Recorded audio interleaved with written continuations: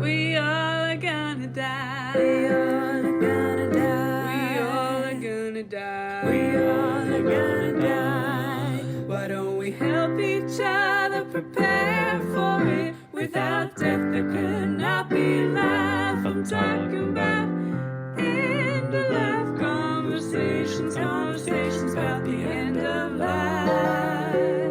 Death and dying, grief and loss, conversations about the end of life. And the next morning, I opened my computer and there was an article about death doulas, which I had never heard of before. I had no idea what a death doula was. And I was just blown away when I read this article and sort of completely inspired and said to myself, this is it. Like, I can't believe it, but this is it. Like, this is what I'm going to do. And I signed up for an ELDA that very day. Welcome to this episode of End of Life Conversations. I'm Reverend Wakil David Matthews. And I'm the Reverend Mother, Ana Luisa Armendariz. In this podcast, we share people's experiences with death and dying, grief and loss, and the end of life. We really enjoy all of our excellent and insightful guests. They generously tell their stories with compassion and wisdom. We also want to thank Wakil and Wendy's children and partners for that wonderful introductory song. Okay, let's get started.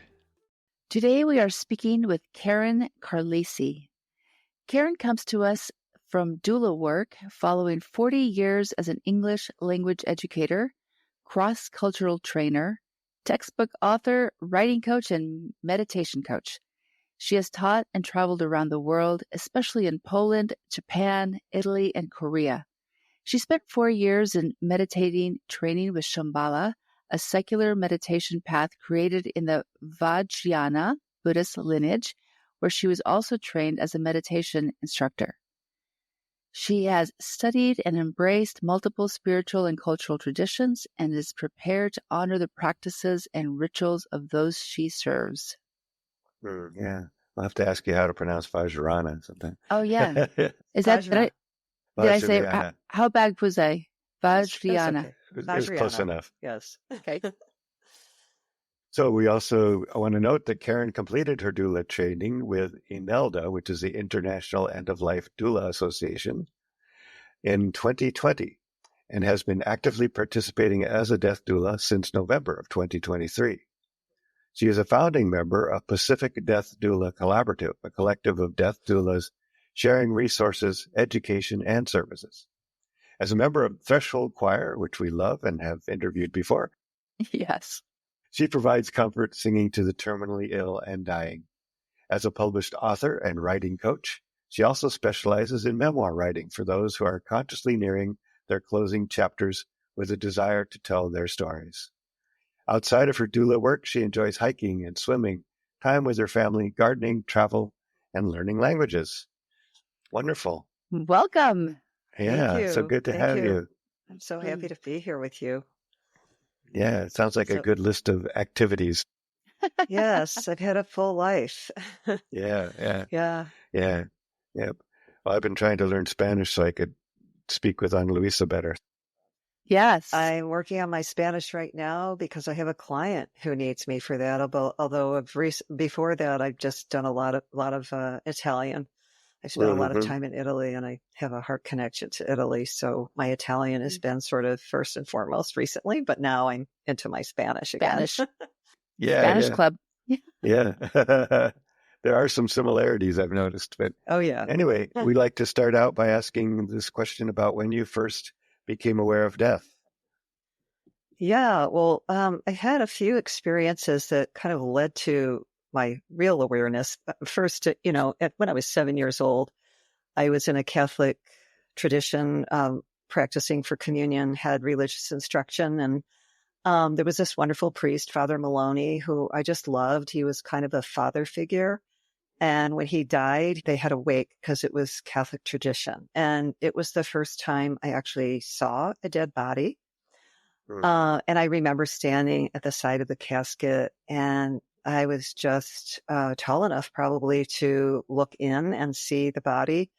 And I just remember being very sort of mystified at, well, that's Father Maloney, but he's not really there, but his body is here. And I just kind of wonder, like, what really happens there. So it was kind of my first questioning, and kind of the mystery was there for me. And then when I was 16, I was working at my very first job at a senior facility, and I was sort of aware of the end of life in that job, because the people were in their 80s and 90s, and I would be giving them showers and walking with them up and down the hallways. They would tell me their stories. Some of them had dementia, and they would repeat stories, and I would just be there for them, listening and asking questions and really holding space. So it was a feeling that it was a sense of gratitude, sort of, for having had the opportunity to share in these moments with them that might be their final moments. Some of them died while I was there. But the most intense awareness came really when my grandmother died. She was very dear to me. My grandparents were Italian, Sicilian, and she was a musician. She played piano, and I used to sit next to her on the piano and sing with her and watch her hands. She played by ear, and her hands would sort of bounce up and down on the left-hand side. And she really taught me the lesson of unconditional love. And when my grandfather died, she was 89. They had been together for 67 years. Wow. So, and she was already experiencing a little bit of dementia and health problems. She was declining herself. And I could sense that she was going to get lost. So I really just instinctually started companioning her and ushering her. And I would drive down from Los Angeles, where I lived, to San Diego, where she was, and take her out to lunch. And we would sit, and I would just ask her questions about the past and all the family history that I knew, but also helping her to come to terms with some things that were a little difficult, and just reflecting. And then I would start asking her if she had had dreams, and asking her about my grandfather. And she became more and more conscious along the way, which was just this beautiful, amazing journey. And at the end, she was in hospice. And the night before she died, the whole family was there. And because we were told this is getting close to the end, we had pizza. We were playing her music in the room, and it was just this beautiful farewell. And then the next morning, I was standing by the bedside when she was in the final moments, and just caressing her and singing to her and soothing her, and knowing, even though she was unconscious, that she was hearing me and feeling me.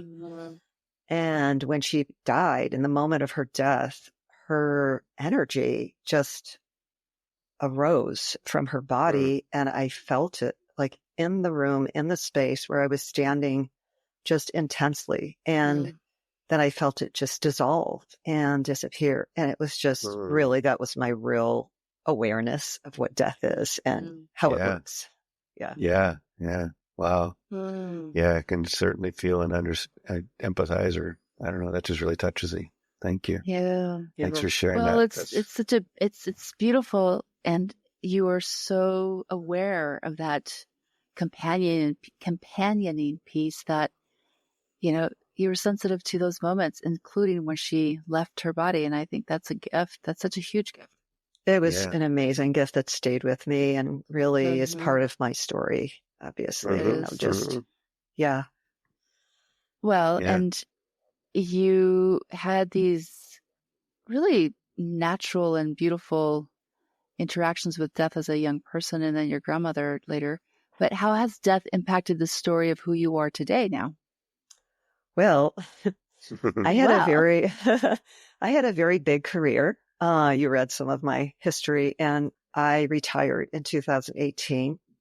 And it was like a death for me, because I identified with my personhood as, who I was in my work life. It was really my life.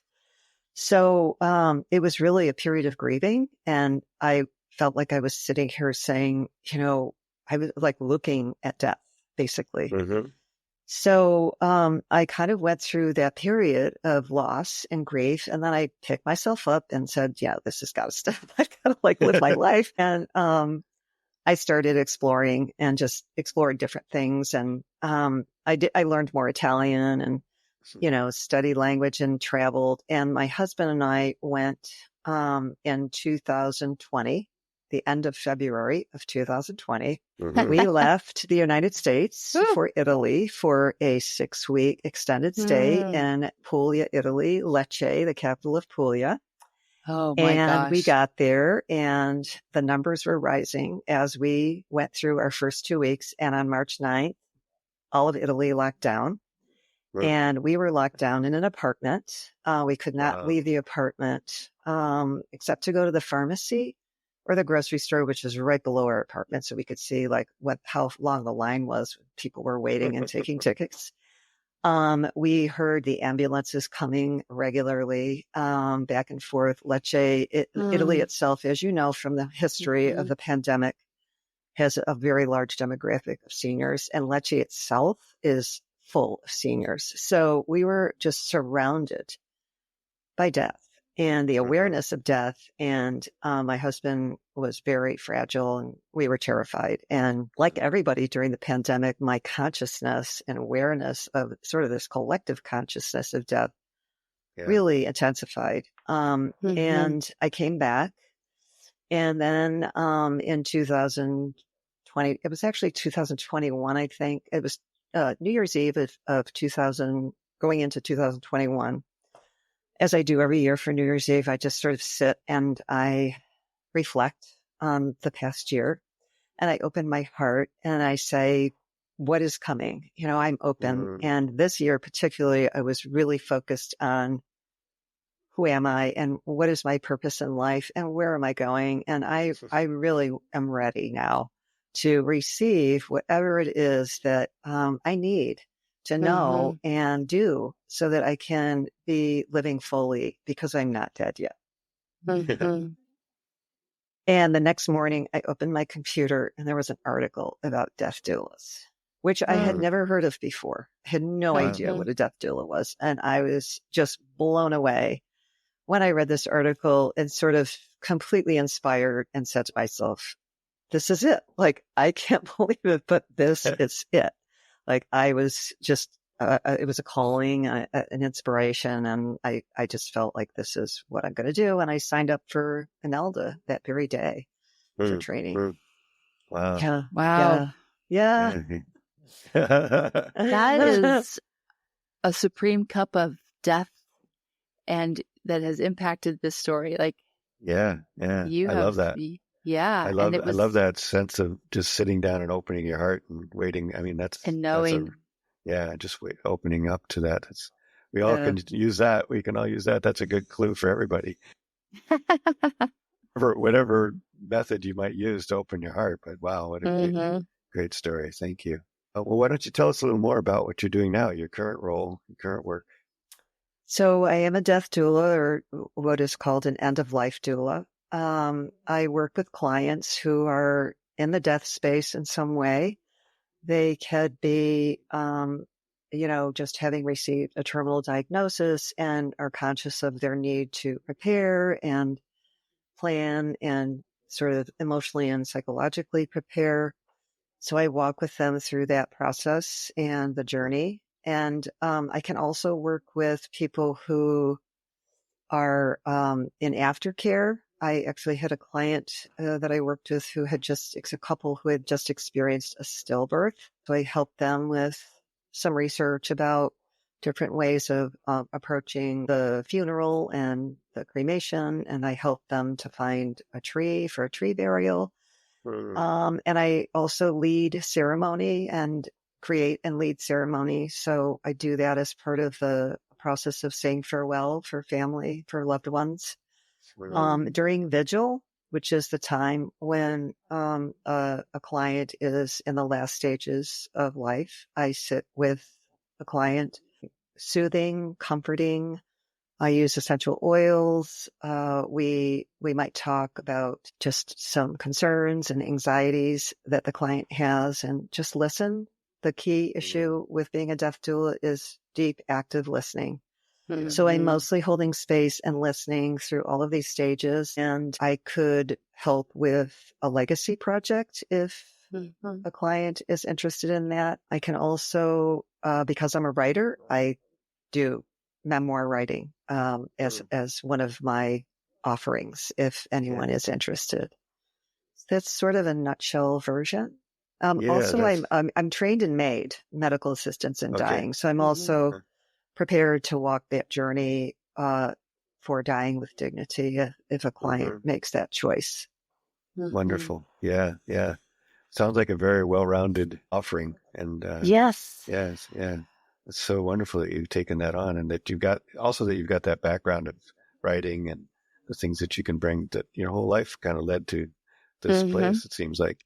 It really did. It's really quite amazing to me when I think about it, actually. It's just like, yeah, this is where I'm supposed to be. It's where it all led. Yeah. It's so great. So, what are the challenges that you find out in the world in your job as a helper? Yeah. The biggest challenge is that most people don't know what a death doula is. They've never heard of it. Yep. If I say the words, they're like, what, huh? What is that? And trying to explain it is equally a challenge if they have no idea. And also if they don't want to talk about death. So I'm usually very sensitive to whether I even mention what I'm doing. But some people are open, and I try to educate and just inform and talk a little bit about, what's happening in the movement, because it is a movement now. So that's the biggest challenge. And if people don't know what a death doula is, how do they know how to look for one if they need one, or if they would be open to it? So the challenge is educating, communicating, bringing communities a practice of different practices and different entities like hospices and hospitals and cities, city councils, and all kinds of entities need to be educated and informed so that we have a place in the structure sort of the death space. So that's a huge challenge. Yeah, definitely. It's a very common one that we hear about too. It's like just we're doing our death service and we're educating as we're moving along. Yes. Yeah, absolutely. And you mentioned so many important places, communities and spiritual communities probably, and hospice and doctors and nurses and all of these people that, as usual, the key is getting the word to the right ears. Exactly. That's the challenge. Great. Yeah. Thank you. Yeah. Very important challenges. And so can you talk a little about what, kind of maybe what supports you with those challenges, but also just what kind of things you fall back on when you're feeling overwhelmed, or when it's just, it's a hard day, when you come home and you go, Oh, I just rant at my husband. Oh, you have a sounding board. He's a very great source of support. Good. Yeah.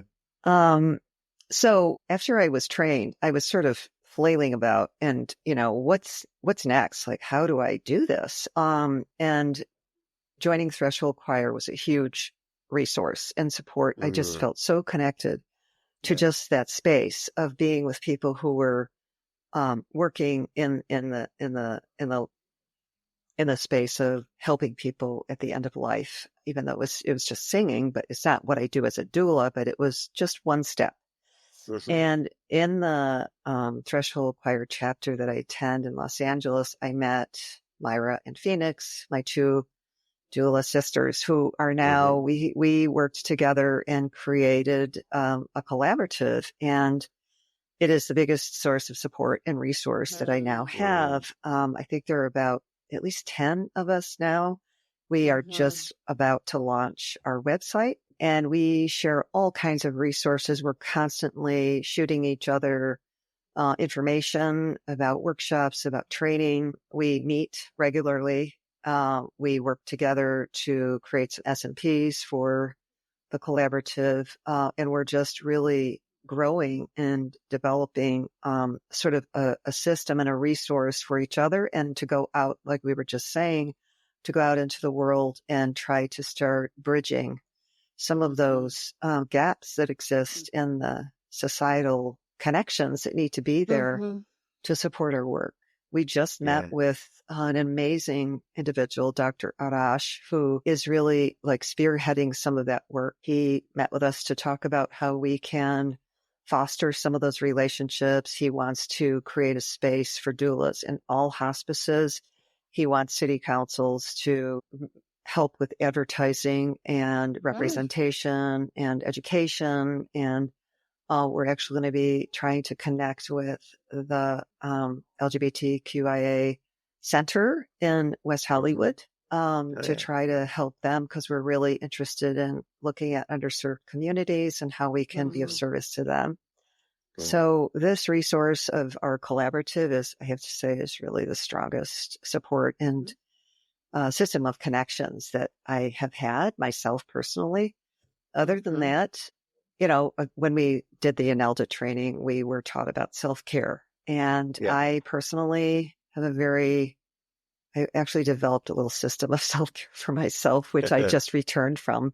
I go every year in the fall to Rochester, New York, where I grew up, and I rent a house on the lake with picture windows overlooking the lake. And I take long walks, and I just look at it as a period of nurturing and self-care and reflection and meditation. And I'm working a little bit at the same time. I'm still teaching a class, and I do some of these workshops and training. I did Chris Dingman does a sound bath grief transformation series that I attended while I was in Rochester this time, which was just so healing and wonderful.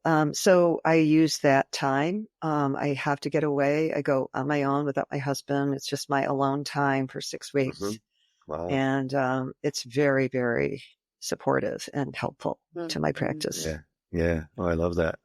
I do too. I love that. And I also really am just tickled that we interviewed Myra and Phoenix, And right? Phoenix, Yes, we did. And they said the exact same comment about being resourced, finding resources within the group, that you all really help each other quite a bit, which we don't hear that often, especially, and I'm going to say this, like, this is an activist kind of group, right? We're trying to get out there, educating, demonstrating, modeling, and it takes a lot of effort.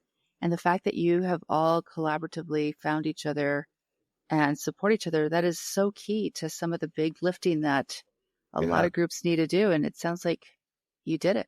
Yeah, it's really absolutely. amazing. It's really happening. It's an amazing group of individuals. Just wonderful. So, Karen, what frightens you about the end of life? Well, even though I've had a really full life, I guess my biggest fear is just being cut off before I do enough or live enough or read enough or, learn enough. It's just, I'm so hungry for, I have a very strong life instinct. So I think that challenge of, just letting go and being with what is, and that's sort of my fear, is that I won't be able to do that. I won't be ready to do it. I'll be too greedy. I'll have too many unfinished, situations that I need to take care of. So all of that is probably my fear. And then I've always had this fear because I watched my great grandmother, who was from Italy, very lonely and bitter at the end of her life. I just always had this fear of dying alone in a nursing home without anyone with me to support me. So it's just kind of a nagging thing in the back of my head all the time. Yeah. Well, so do you mind if we talk about that? Not at all. So that's a fear. And I presume that you have your advanced care directive plan. I do. And so is that written in somewhere? Is that fear? Is that, like, knowing this fear, have you found the language to make a plan to support you, just in case?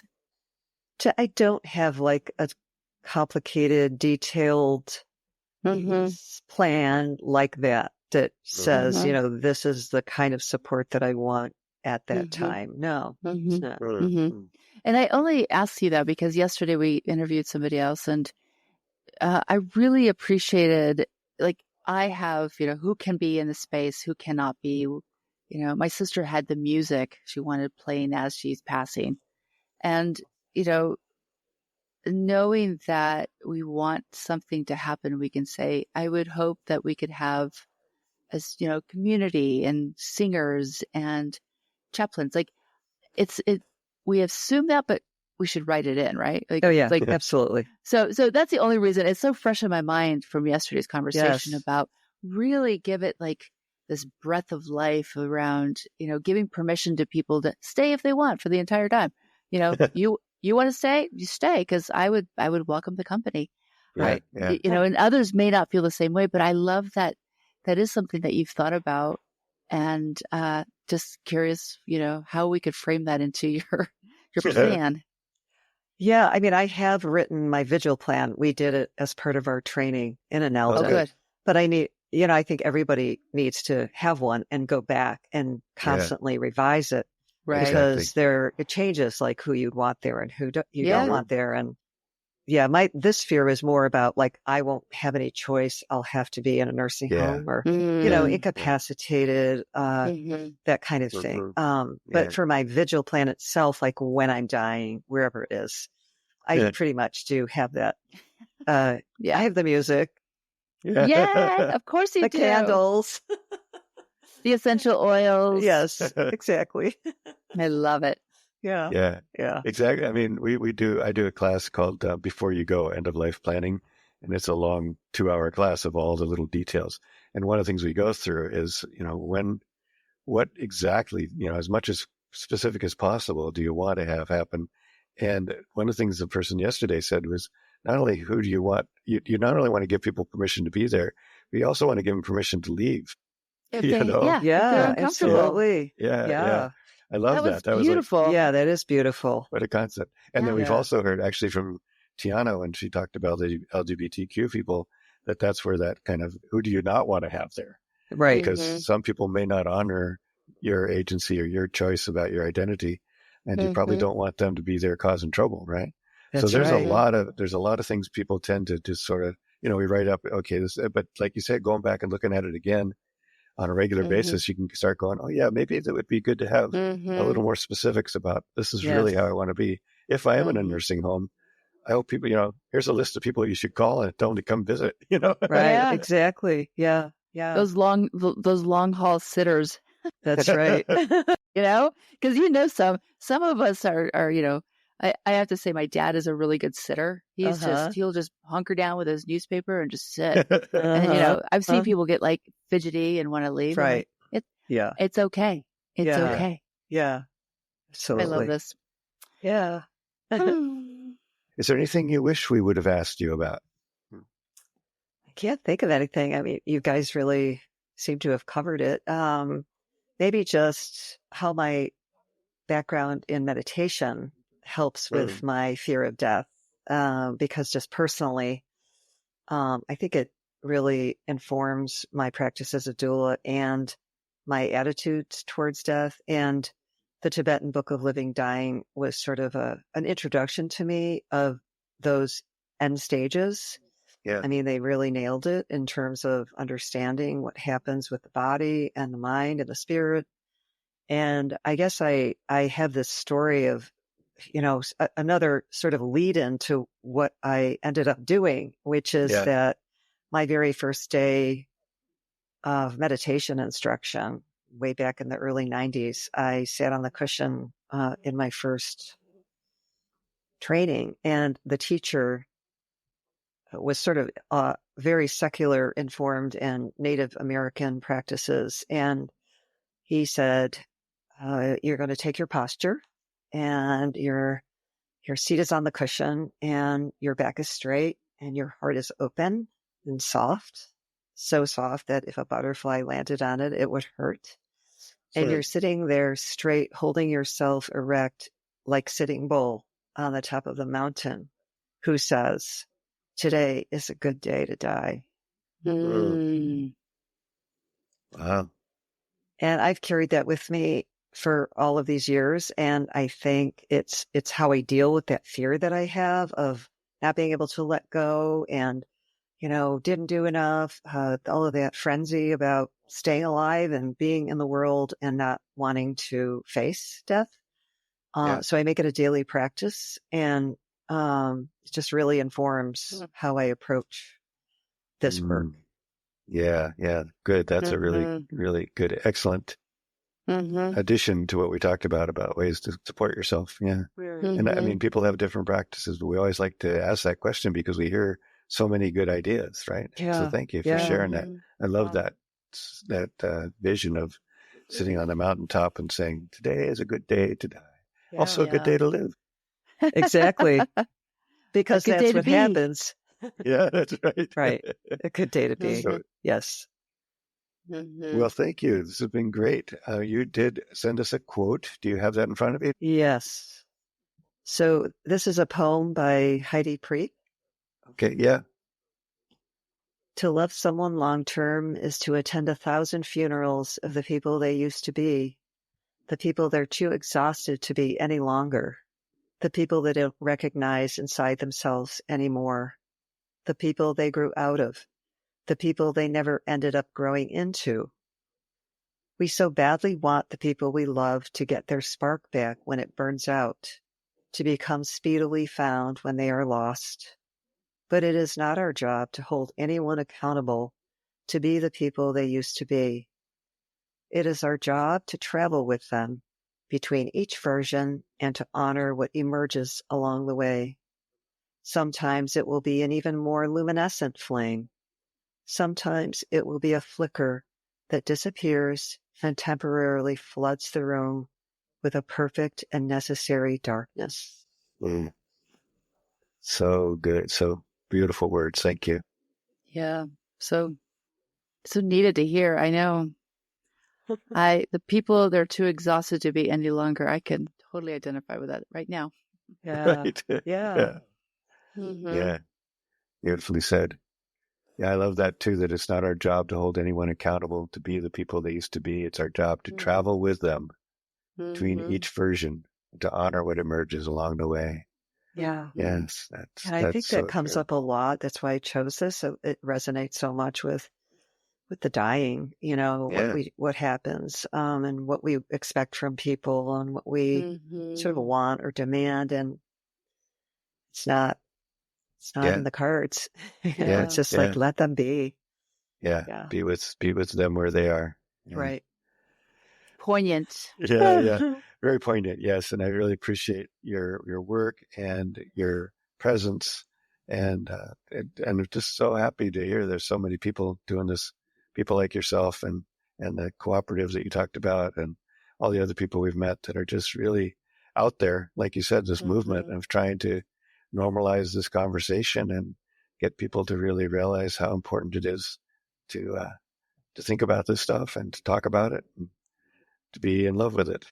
Yeah. And the two of you, I am so grateful for you and what you're doing to contribute to that whole process, the project of educating and spreading the word and bringing out just these, different people that are working that we would not know about otherwise. It's just really wonderful. I'm really grateful for you. I'm so grateful for all these human beings in this in service to death and dying. Yeah. So spread the word. Yes. Tell everybody you know. That's right. Death is coming. Death is coming. Everybody. Who are you going to call? Who are you going to call? Oh, yes, I know.